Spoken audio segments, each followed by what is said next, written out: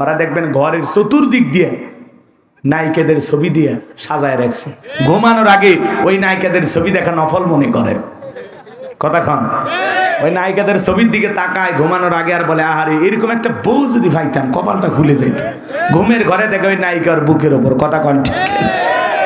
এই যুব সমাজ তরুণ তরুণীদেরকে নষ্ট করার যে মূল অস্ত্র তার নাম হলো মোবাইল। কথা বলেন এখন, বর্তমান সমাজের মানুষকে নষ্ট করছে কি? মোবাইল। এই মোবাইলের ওজন কম, কিন্তু মোবাইলের মাধ্যমে পাপের ওজনটা অনেক বেশি। কথা বলেন। যুবক যুবতী ঘরের দরজা বন্ধ করে রাতের আধারে একা একা কম্বলের ভিতরে ল্যাপের ভিতরে উল্টা পাল্টা ভিডিও দেখতেছে। সেই আছে না? না, আজকে যুব সমাজকে নষ্ট করছে মোবাইল। বাজান, মোবাইলের ওজন কম, কিন্তু মোবাইলের মাধ্যমে পাপের ওজনটা অনেক বেশি। এই মোবাইল আজকে আমাদের জীবনের ঘন্টার পর ঘন্টা সময় নষ্ট করতেছে। কথা বলেন, কথা বলেন। দেশে মোবাইল আইছে, চিঠি বন্ধ হইয়াছে, দিওয়ানা বানাইছে, পোলা মাইয়ার মনের কথা ভাসে বাতাসে। ও দেখো পোলা পানের মন বাদা ফেসবুকে এখন, মোবাইলে চ্যাটিং কইরা কাটায় সারাক্ষণ। এই মোবাইল পাইয়া দেখো রমজানের মাইয়া, এই মোবাইল পাইয়া দেখো মদনের মাইয়া কি কাণ্ড ঘটাইছে, স্বামী সংসার রাইখা নাকি পলায়া গেছে, স্বামী সন্তান রাইখা নাকি পালায়া গেছে। 2 বাচ্চার মা, 4 বাচ্চার মা পরকীয়া প্রেম করে আরেকটা ছেলের হাত ধরে পালিয়ে যায়। যে নারী স্বামী রেখে সন্তান রেখে আর একটা পর পুরুষের হাত ধরে পালিয়ে যেতে পারে, ওটা নারী জাতির কলঙ্ক, ওটা ডাইনি, ওটা রাক্ষসী মহিলা। কেমনে পারলি মা? ও বোন, কেমনে পারলা স্বামী রেখা আর একটা পর পুরুষের হাত ধরতে? কেমনে পারলি? 2-3টা বাচ্চা, এদের কথা তোর মনে হইল না? কথা কর না কে? নষ্ট গাড়ি ঠিক করা যায়, কিন্তু নষ্ট নারীকে ঠিক করা যায় না। চরিত্রহীন নারীকে এই সমাজের কোন পুরুষ ভালোবাসতে পারে না। কথা বলে ডেকে না। নারী এক আজব জিনিস, বুঝতে পারলে নিয়ামত, না বুঝতে পারলে কিয়ামত। কথা বলেন না কেন? আপনারা বলতেছেন হুজুর ছেলেদেরও দোষ আছে। আরে বেটা, দোষের দিক দিয়ে 100% মহিলারাই গিয়ে কথা বলেন না আপনারা? কারণ নারীরা যদি না চায়, হাজারো পুরুষ তার দরজায় খটখটায় কোনো লাভ হবে না। কিন্তু এখনকার মা বোনেরা দরজা খুলে বসে আছে। কথা কন, একটু পর পুরুষের সাথে মেশার জন্য, একটু কথা বলার জন্য নিজের স্বামীর সাথে ভালো ব্যবহার করে না। কথা কন, চাকরের মতো গোলামের মতো স্বামীর সাথে তুচ্ছ তাচ্ছিল্য করে ব্যবহার করে। আর রাস্তাঘাটের পর পুরুষকে দেখলে কি মায়া বিশুর, কোথা থেকে এসেছেন, কোথায় যাবেন, আপনাকে চেনা চেনা লাগে। আছে না? না, পর পুরুষ দেখলে কি রোমান্টিক সুর, কি মায়াবী আওয়াজ। আর স্বামীর সাথে সরো তো ভাল লাগে না, জীবনটা জ্বালায় মারছে। তোর মতো পুরুষের সাথে বিয়ে হয়া কপাল পুড়ছে রে, কপাল পুড়ছে আমার। কথা কন, কপাল তোর পড়েনি, তোর সাথে বিয়ে হয়া তোর বিয়ে করে আমার কপাল পুড়ছে। এটা বলতে পারবেন না যে আমার মতো মফিজ দেখে তোরে বিয়ে করছে, তাছাড়া তোর ভাগ্যে স্বামীও যুক্ত না। এগুলো আমরা বলতে পারি না। নারীদের স্বভাব হলো বেশি বেশি অভিশাপ দেয়া। আর এদেরকে যতই দেন, 30 বছর আপনি ভালোবাসা দিলেন, 30 বছরীদের মার্কেট করে দিলেন, 1 বছরও যদি বলেন সেলিনা এইবার ব্যবসা বাণিজ্য খারাপ, কি যে হয়, তোমার একটা 3 পিসও কিনে দিতে পারি কিনা? কোন বছর দিছ? প্রত্যেকটা বার তোমার সাথে ঝগড়া করে কাপড় নেওয়া লাগছে। একটা বার শান্তি মতো আমার কাপড় দিছো, ঈদের মার্কেট করবে দিছো।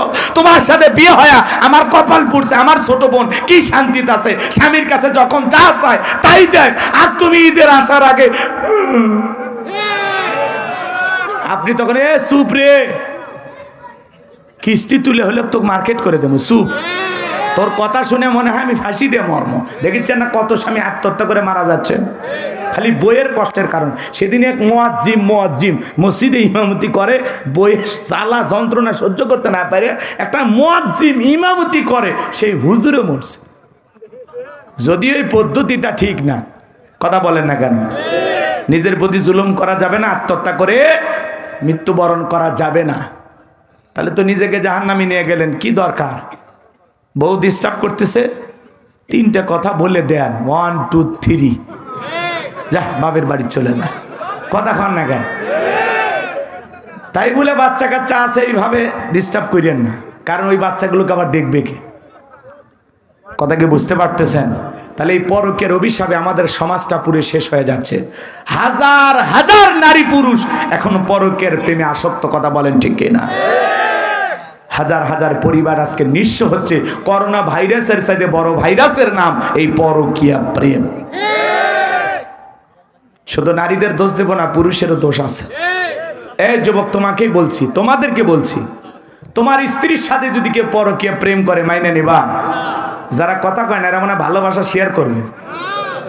এই আপনি কি দুর্বল পুরুষ? তাহলে একটু জোরে বলেন না কেন? আপনার স্ত্রীর সাথে কেউ পরকীয়া প্রেম করলে মাইনা নেবেন? আপনার বোনের সাথে, মায়ের সাথে, চাচির সাথে, খালার সাথে, ও আপনার পরিবারের কারোর সাথে পরকীয়া প্রেম করলে আপনি মানবেন না?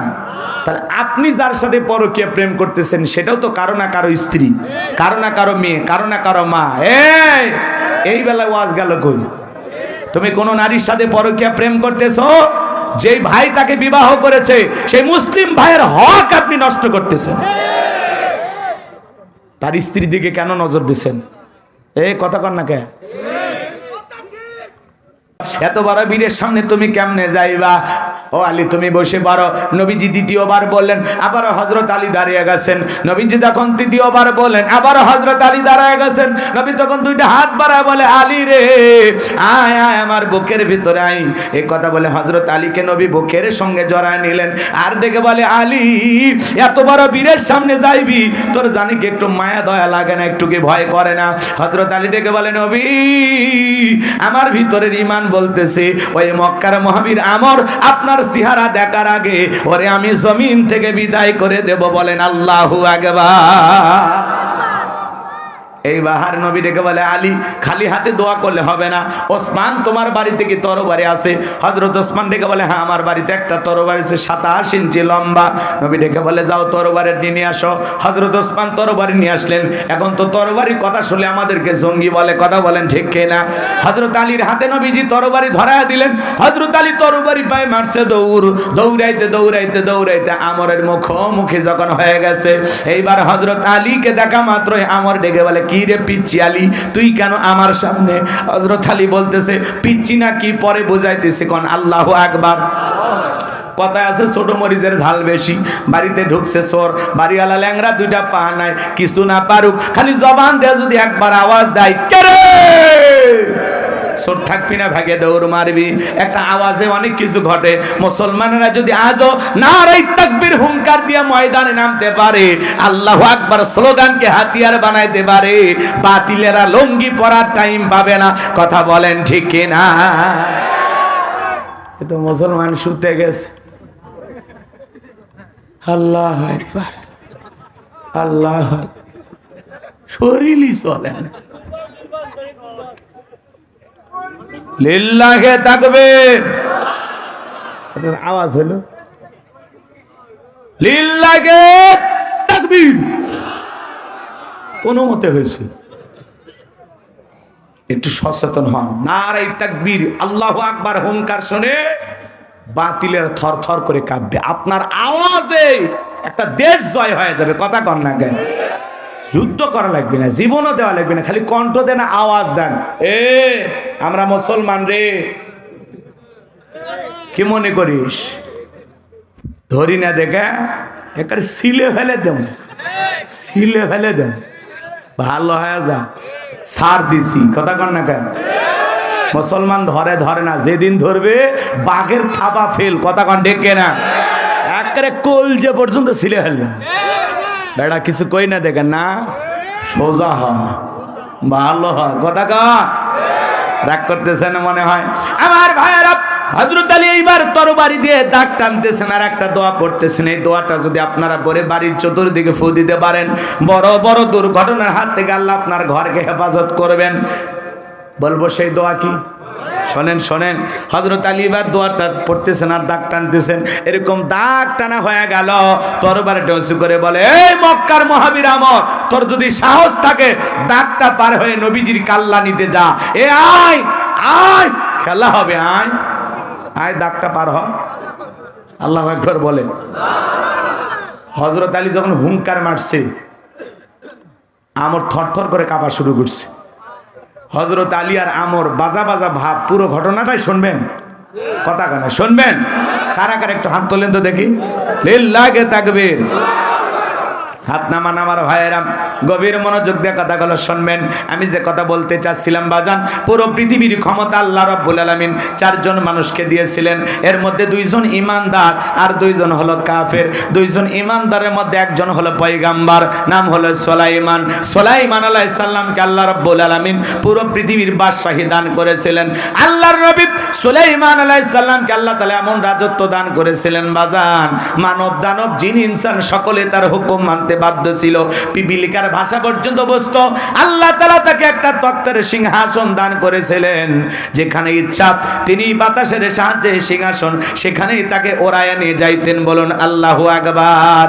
এখন জাহাজ গাড়ি হাওয়ায় চলে, ও গো কলেরই বিধান, একদিন বিনা কলে হাওয়ায় চলতো নবী সুলাইমান, মোরা সেই মুসলমান।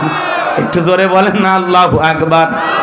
নবী সুলাইমানের ঘটনা কাহিনী, ইতিহাস, বাদশাহীর কাহিনী যদি বলতে যাই বাজান 2-3 ঘন্টা চলে যাবে, আলোচনা শেষ হবে না। তাহলে 1 নাম্বার হলো নবী সুলাইমান আলাইহিস সালামকে আল্লাহ রাব্বুল আলামিন পুরো পৃথিবীর বাদশাহী দান করেছিলেন। আর 2 নাম্বার হলো বাদশা জুলকারনাইনকে আল্লাহ রাব্বুল আলামিন পুরো পৃথিবীর বাদশাহী দান করেছিলেন। এই বাদশা জুলকারনাইনকে আল্লাহ পাক পৃথিবীর ভূখণ্ডে 1 নয় 2 নয় 1600 বছর পর্যন্ত হায়াত দান করেছিলেন। বলুন আল্লাহু আকবার। বাদশা জুলকারনাইনকে আল্লাহ এমন একটা ঘোড়া দিয়েছিলেন পৃথিবী ভ্রমণের জন্য। ওই ঘোড়ায় উঠে যদি একবার চাবুক মারতেন, এক এক কদমে হাজার হাজার মাইল রাস্তা পাড়ি দিত। বলেন আল্লাহু আকবার। সূর্য উদয় হতে সূর্য অস্তগামী পর্যন্ত, পূর্ব থেকে পশ্চিম পর্যন্ত পুরোটা পৃথিবীর ক্ষমতা আল্লাহ তাআলা তাকে দান করেছিলেন। বাজান গো আমার, এজুজ মাজুজের নাম আপনারা শুনেছেন। তাদের সামনে যে বিশাল একটা প্রাচীর নির্মাণ করে দিয়েছিলেন যেই বাদশা, সেই বাদশার নাম বাদশা জুলকারনাইন। আল্লাহু আকবার। বাদশা জুলকারনাইনের ইতিহাসে আজকে বলার সুযোগ নাই। তাহলে 1 নাম্বার নবী সুলাইমান, 2 নাম্বার হলো বাদশা জুলকারনাইন, যাদেরকে আল্লাহ রাব্বুল আলামিন পুরো পৃথিবীর বাদশাহী দান করেছিলেন। আর 2 জন কাফেরকে আল্লাহ পাক পুরো পৃথিবীর বাদশাহী দান করেছিলেন। এর মধ্যে একজন জালেম বাদশা, বাদশার নাম হলো বাদশা বখতেনাসর। ওই জামান আল্লাহ তাআলা তার একজন পয়গাম্বার পাঠিয়েছিলেন, যেই নবীর নাম হলো দানিয়াল। আল্লাহ নবী দানিয়াল সালাম তার কওমের মানুষদেরকে ডেকে বলেন, ইয়া বানি ইসরাঈল যাকুরু নি'মাতি আল্লাতী আন'আমতু আলাইকুম ওয়া আন্নী ফাদ্দালতুকুম আলাল আলামিন। আল্লাহ নবী দানিয়েল ডেকে বলেন, ও বনি ইসরাঈল উম্মতারা, দাম্ভিকতা করো না, অহংকার করো না। এক সময় তোমাদের বাপ দাদা কৃতদাস ছিল, মানুষের বাড়িতে চাকরের কাজ করত, গোলামীর জিন্দেগি ছিল।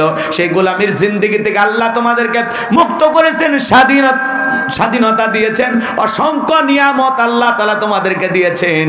সেই নিয়ামতের শুকরিয়া আদায় করো, সেই রবের প্রশংসা আদায় করো। পয়গম্বরের কথা শোনার পরে উম্মতরা ডেকে বলে, পয়গম্বর, পুরান দিনের গল্প শোনায় লাভ নাই, বাপ দাদা কি করেছিল ওইটা আমরা জানতে চাই না।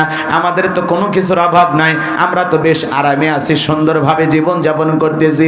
আল্লাহর পয়গম্বর দানিয়েল ডেকে বলে, ও আমার বনি ইসরাঈল উম্মতেরা, গাছের পূজা করো না, মাছের পূজা করো না, চন্দ্রের পূজা করো না, সূর্যের পূজা করো না, এখনো সময় আছে, এক আল্লাহর ইবাদত করো। কিন্তু না না, কোনো মতেই তার উম্মতেরা যখন দাওয়াত গ্রহণ করলো না, পয়গম্বর দিনে দাওয়াত দেয়, রাতে দাওয়াত দেয়, সকালে দাওয়াত দেয়, সন্ধ্যায় দাওয়াত দেয়, লম্বা ইতিহাস, লম্বা ঘটনা সংক্ষিপ্ত করে বলে যায় বাজান।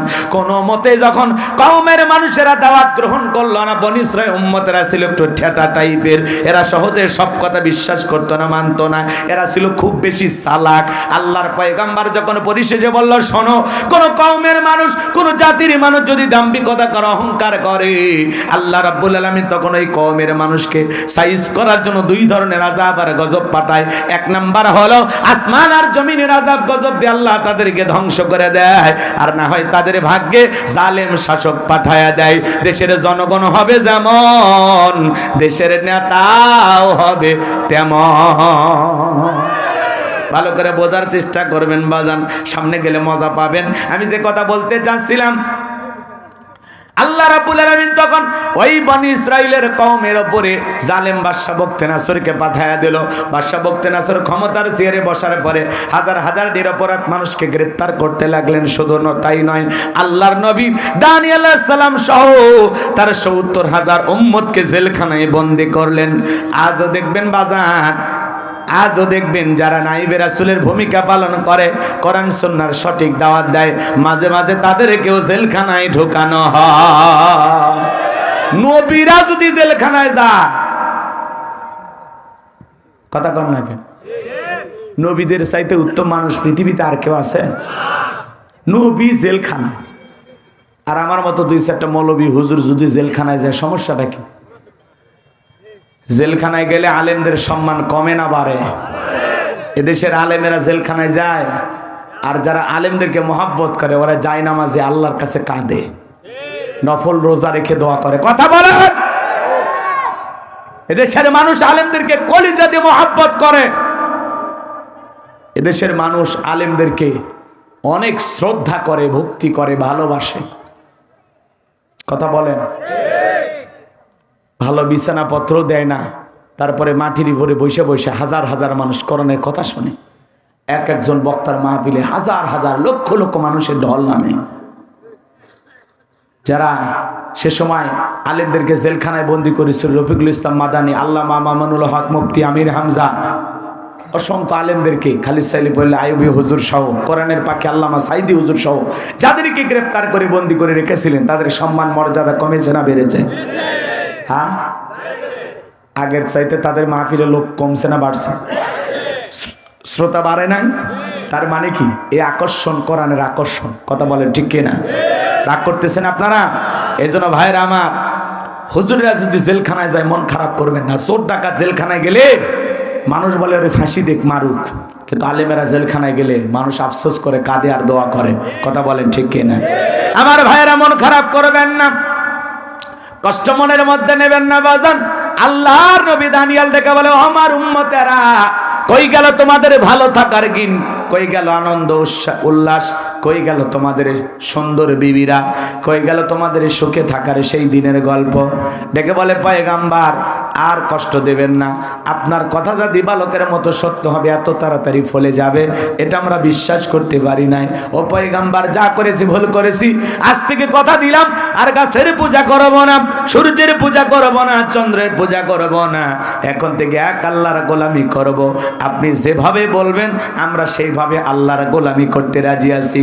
আল্লাহ নবী দানিয়েল ডেকে বলে, শোনো, সত্যি যদি তোমরা তওবা করে ফিরে আসতে চাও, রাত 12টার পরে যখন আমি আল্লাহ বলে ডাক দিব, আমার সঙ্গে তোমরা সবাই ঘুম থেকে জাগ্রত হইয়া আল্লাহ বলে ডাক দিবা। একমাত্র আল্লাহই পারে জালেমের জেলখানা থেকে মুক্ত করার ব্যবস্থা করে দিতে। গভীর নিশীথে রাত 12টার পরে আল্লাহর পয়গাম্বর যখন আল্লাহ বলে ডাক দিয়েছেন, সবাই বলেন আল্লাহু আকবার। যখন আল্লাহ বলে ডাক দিয়েছেন, পয়গাম্বরের ৭০,০০০ উম্মত জেলখানা থেকে আল্লাহ বলে ডাক দিয়েছেন। এইবার সবাইকে নিয়ে কাকুতি মিনতি সহকারে সিজদায় লুটিয়ে পড়ে আল্লাহর কাছে দোয়া করে বলতেছেন, আল্লাহ, আমার উম্মতেরা ভুল করেছে, অন্যায় অপরাধ করেছে, আপনি মাফ করে দেন। আপনি ছাড়া এই জালেমের জেলখানা থেকে মুক্ত করার আর কেউ নাই। আমার উম্মতেরা ওয়াদা দিয়েছে, এখন থেকে তারা নিয়মিত আপনার আদেশ ফলো করবে, আমি যা বলবো সেটাই তারা মেনে নেবে। আল্লাহ রাব্বুল আলামিন ডেকে বলে, ও নবী দানিয়েল, আর কান্না করতে হবে না, আমি আল্লাহ দোয়া মঞ্জুর করলাম, অসিরি জালেমের জেলখানা থেকে মুক্ত করার ব্যবস্থা করব। ওই রাত্রিতে আল্লাহ রাব্বুল আলামিন বাদশা বখতেনাসরকে এমন একটা মারাত্মক ভয়ঙ্কর স্বপ্ন দেখাইছে বাজান। ওই স্বপ্ন দেখে জালেম বাদশা ঘুম থেকে চিৎকারে মারে উঠছে। আশেপাশের নিরাপত্তা কর্মীরা যারা সিকিউরিটির দায়িত্ব পালন করতেছিল এসে বলে, নেতা, এত জোরে চিৎকার মারলেন, ব্যাপারটা বুঝলাম না। বলে চেহারার দিকে তাকায় দেখুন আমি আতঙ্কে আছি, ভয়ে আছি, আমি একটা মারাত্মক স্বপ্ন দেখেছি। এই দেশের যত স্বপ্নের তাবির কারক, স্বপ্নের ব্যাখ্যা বলতে পারে, সবাইকে আমার দরবারে নিয়ে আসো। পরের দিন সকালবেলা সমস্ত স্বপ্নের তাবির কারক, স্বপ্নের ব্যাখ্যা বলতে পারে এমন ব্যক্তিদেরকে বাদশার দরবারে নিয়ে আসা হলো। বাদশা বক্তে নাসর যখন স্বপ্নের কথা বলতে যাবে, ওই মুহূর্তে আল্লাহ রাব্বুল আলামিন বাদশার মাথার মেমোরিতে থাকা সমস্ত স্বপ্নের কথা নিয়ে যায় আল্লাহ নবী দানিয়েল আলাইহিস সালামের মেমোরিতে সেভ করে দিলেন। বলুন আল্লাহু আকবার। এই যুবক, একটা মোবাইলে যা আছে শেয়ারের মাধ্যমে আর একটা মোবাইলে যদি পার করা যায়, তাহলে বাদশার মাথার মেমোরিতে থাকা স্বপ্নের কথাগুলো নবীর মাথায় ঢুকানো আল্লাহর পক্ষেও সম্ভব কিনা? এইবার বাদশা বক্তে নাসর যখন স্বপ্নের কথা বলতে যাবে, গতকাল রাত্রে কি যেন স্বপ্ন দেখলাম আর বলতে পারে না, স্বপ্নের কথা ভুলিয়ে দিয়েছেন তিনি কে? এইবার বাদশা মুহূর্তের মধ্যে ডায়লগ পরিবর্তন করে বলে, শোনো, গতকাল রাত্রে স্বপ্নে কি দেখেছি, এই স্বপ্নের ব্যাখ্যা কি হবে, দুইটাই তোমাদেরকে বলা লাগবে, না হলে আমি তোমাদেরকে ছাড়বো না। জনগণ ডেকে বলে, বাদশাহ তো পাগলামি কথা, স্বপ্নের কথা আপনি বলবেন আর আমরা স্বপ্নের ব্যাখ্যা দেব, কিন্তু আপনার স্বপ্নে কি দেখেছেন এইটা তো আমাদের পক্ষে বলা সম্ভব নয়। বাদশাহ কি স্বপ্নে দেখেছে দেশের জনগণকে জানে? কথা কন না খান। এই যুবক, হ্যাঁ,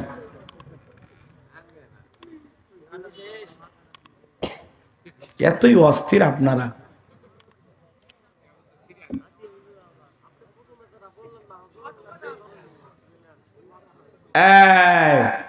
যাক, তুমি মনের কথা কইছো ভাই, তোমার ধন্যবাদ।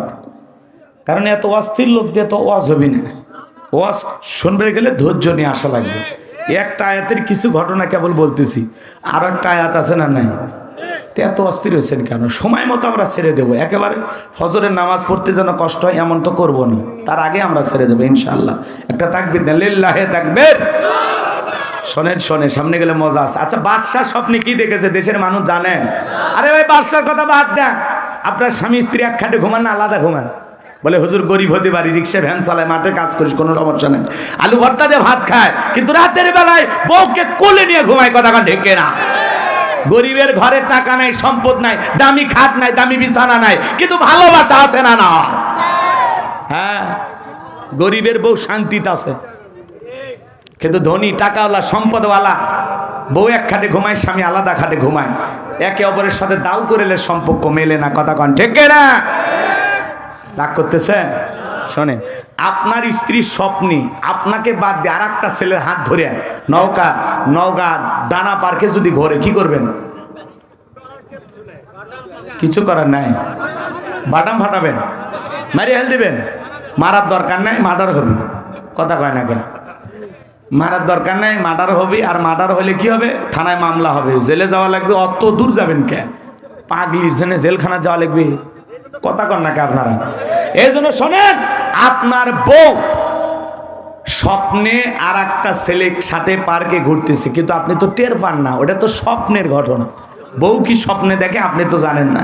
আবার আপনি স্বপ্নে আপনার বউকে বাদ দিয়া আর একটা ছেলে আর একটা মেয়ের হাত ধইরা যদি পার্কে ঘোরাঘুরি করেন, আপনার বউ যদি টের পায়, কি করবে? কি হলো? বসেন, এখানে বসে আছে।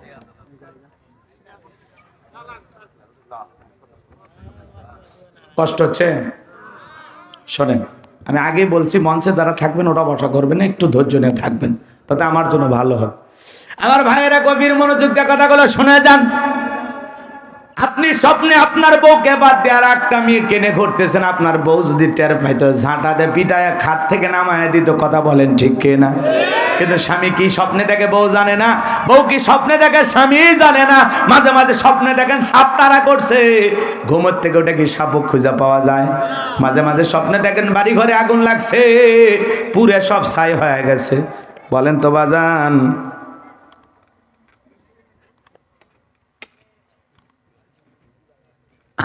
রাগ করছেন? মাঝে মাঝে স্বপ্নে দেখেন বাড়ি ঘরে আগুন লাগছে, ঘুমোর থেকে উঠে কি আগুন খুঁজে পাওয়া যায়? মাঝে মাঝে স্বপ্নে দেখেন আপনি মারাও গেছেন, বাড়িতে কান্নাকাটি করতেছেন, ঘুমোর থেকে উঠে দেখেন না বেঁচে আছি, কথা বলেন। স্বপ্ন তো স্বপ্ন, মাঝে মাঝে এমন স্বপ্ন দেখি সেই ভয় লাগে। কথা কন চাচা? যুবকেরও স্বপ্ন দেখে না?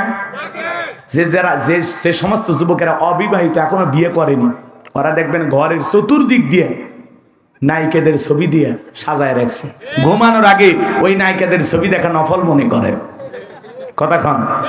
ওই নায়িকাদের ছবির দিকে তাকায় ঘুমানোর আগে আর বলে, আহারে এরকম একটা বউ যদি পাইতাম কপালটা খুলে যেত। ঘুমের ঘরে দেখে ওই নায়িকার বুকের ওপর। কথা কন ঠিক? এই যুব সমাজ তরুণ তরুণীদেরকে নষ্ট করার যে মূল অস্ত্র তার নাম হলো মোবাইল। কথা বলেন এখন?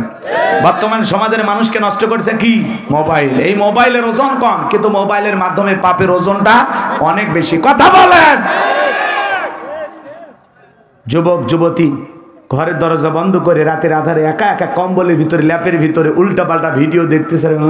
সেই আছে না? না, আজকে যুব সমাজকে নষ্ট করছে মোবাইল। বাজান, মোবাইলের ওজন কম, কিন্তু মোবাইলের মাধ্যমে পাপের ওজনটা অনেক বেশি।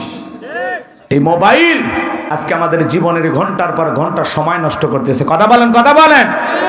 দেশে মোবাইল আইছে, চিঠি বন্ধ হইয়াছে, দিওয়ানা বানাইছে, পোলা মাইয়ার মনের কথা ভাসে বাতাসে। ও দেখো পোলা পানের মন বাদা ফেসবুকে এখন, মোবাইলে চ্যাটিং কইরা কাটায় সারাক্ষণ। এই মোবাইল পাইয়া দেখো রমজানের মাইয়া, এই মোবাইল পাইয়া দেখো মদনের মাইয়া কি কাণ্ড ঘটাইছে। স্বামী সংসার রাইখা নাকি পলায়া গেছে, স্বামী সন্তান রাইখা নাকি পালায়া গেছে। 2 বাচ্চার মা, 4 বাচ্চার মা পরকীয়া প্রেম করে আরেকটা ছেলের হাত ধরে পালিয়ে যায়। যে নারী স্বামী রেখে সন্তান রেখে আরেকটা পর পুরুষের হাত ধরে পালিয়ে যেতে পারে, ওটা নারী জাতির কলঙ্ক, ওটা ডাইনি, ওটা রাক্ষসী মহিলা। কেমনে পারলি মা? ও বোন, কেমনে পারলা স্বামী রেখা আরেকটা পর পুরুষের হাত ধরতে? কেমনে পারলি? 2-3টা বাচ্চা, এদের কথা তোর মনে হইল না? কথা কর না কেন? নষ্ট গাড়ি ঠিক করা যায়, কিন্তু নষ্ট নারীকে ঠিক করা যায় না। চরিত্রহীন নারীকে এই সমাজের কোন পুরুষ ভালোবাসতে পারে না। কথা বলে ঠিক না? নারী এক আজব জিনিস, বুঝতে পারলে নিয়ামত, না বুঝতে পারলে কিয়ামত। কথা বলেন না কেন? আপনারা বলতেছেন হুজুর ছেলেদেরও দোষ আছে। আরে বেটা, দোষের দিক দিয়ে 100% মহিলারাই গিয়ে কথা বলেন না আপনারা? কারণ নারীরা যদি না চায়, হাজারো পুরুষ তার দরজায় খটখটায় কোনো লাভ হবে না। কিন্তু এখনকার মা বোনেরা দরজা খুলে বসে আছে। কথা কন? একটু পর পুরুষের সাথে মেশার জন্য, একটু কথা বলার জন্য নিজের স্বামীর সাথে ভালো ব্যবহার করে না। কথা কন? চাকরের মতো, গোলামের মতো স্বামীর সাথে তুচ্ছ তাচ্ছিল্য করে ব্যবহার করে। আর রাস্তাঘাটের পর পুরুষকে দেখলে কি মায়া বিশুর, কোথা থেকে এসেছেন, কোথায় যাবেন, আপনাকে চেনা চেনা লাগে। আছে না? না, পর পুরুষ দেখলে কি রোমান্টিক সুর, কি মায়াবী আওয়াজ। আর স্বামীর সাথে সরো তো ভাল লাগে না, জীবনটা জ্বালায় মারছে। তোর মতো পুরুষের সাথে বিয়ে হয়া কপাল পুড়ছে রে, কপাল পুড়ছে আমার। কথা কন? কপাল তোর পড়েনি, তোর সাথে বিয়ে হয়া তোর বিয়ে করে আমার কপাল পুড়ছে। এটা বলতে পারবেন না যে আমার মতো মফিজ দেখে তোরে বিয়ে করছে, তাছাড়া তোর ভাগ্যে স্বামীও যুক্ত না। এগুলো আমরা বলতে পারি না? নারীদের স্বভাব হলো বেশি বেশি অভিশাপ দেয়া। আর এদেরকে যতই দেন, 30 বছর আপনি ভালোবাসা দিলেন, 30 বছরীদের মার্কেট করে দিলেন, 1 বছরও যদি বলেন সেলিনা এবার ব্যবসা বাণিজ্য খারাপ, কি যে হয়, তোমার একটা 3 পিসও কিনে দিতে পারি কিনা? কোন বছর দিছ? প্রত্যেকটা বার তোমার সাথে ঝগড়া করে কাপড় নেওয়া লাগছে। একটা বার শান্তি মতো আমার কাপড় দিছো, ঈদের মার্কেট করবে দিছো। তোমার সাথে বিয়ে হয়া আমার কপাল পুড়ছে। আমার ছোট বোন কি শান্তিতে আছে, স্বামীর কাছে যখন যা চায় তাই দেয়, আর তুমি ঈদের আসার আগে আপনি তখন চুপ রে, কিস্তি তুলে হলে তো মার্কেট করে দেবো, চুপ। তোর কথা শুনে মনে হয় আমি ফাঁসি দিয়ে মর্ম। দেখেছেন না কত স্বামী আত্মহত্যা করে মারা যাচ্ছে খালি বইয়ের কষ্টের কারণ। সেদিন এক মুয়াজ্জিম মসজিদে ইমামতি করে, বইয়ের জ্বালা যন্ত্রণা সহ্য করতে না পারে একটা মুয়াজ্জিম ইমামতি করে, সেই হুজুরে মরছে।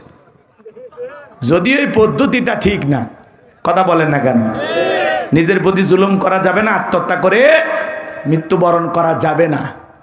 তাহলে তো নিজেকে জাহান্নামে নিয়ে গেলেন, কি দরকার? বউ ডিস্টার্ব করতেছে, 3টে কথা বলে দেন, 1 2 3, যা বাপের বাড়ি চলে যা, কথা কন না কেন? তাই বলে বাচ্চা কাচ্চা আছে এইভাবে ডিস্টার্ব করেন না, কারণ ওই বাচ্চাগুলোকে আবার দেখবে কে? কথা কি বুঝতে পারতেছেন? তাহলে এই পরকীয়ার অভিশাপে আমাদের সমাজটা পুরো শেষ হয়ে যাচ্ছে। হাজার হাজার নারী পুরুষ এখন পরকীয়ার প্রেমে আসক্ত, কথা বলেন ঠিক কিনা? হাজার হাজার পরিবার আজকে নিঃস্ব হচ্ছে। করোনা ভাইরাসের সাথে বড় ভাইরাসের নাম এই পরকীয়া প্রেম। শুধু নারীদের দোষ দেব না, পুরুষেরও দোষ আছে। এই যুবক, তোমাকেই বলছি, তোমাদেরকে বলছি, তোমার স্ত্রীর সাথে যদি কেউ পরকীয়া প্রেম করে মাইনে নেবা? যারা কথা কয় না এরা মানে ভালোবাসা শেয়ার করবে। এই আপনি কি দুর্বল পুরুষ? তাহলে একটু জোরে বলেন না কেন? আপনার স্ত্রীর সাথে কেউ পরকীয়া প্রেম করলে মাইনা নেবেন? আপনার বোনের সাথে, মায়ের সাথে, চাচির সাথে, খালার সাথে, ও আপনার পরিবারের কারোর সাথে পরকীয়া প্রেম করলে আপনি মানবেন না? তাহলে আপনি যার সাথে পরকীয়া প্রেম করতেছেন সেটাও তো কারো না কারো স্ত্রী, কারো না কারো মেয়ে, কারো না কারো মা। এই বেলায় ওয়াজ গেল কই?